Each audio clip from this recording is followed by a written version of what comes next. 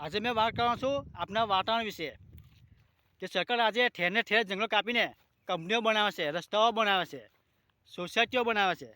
तो मारे एटलुं कहेवुं छे कि जेटला वृक्षो नाश करो छो એટલો વૃક્ષો વાવો તો વધારો, જેથી ઓક્સિજનનું પ્રમાણ જળવાઈ રહે।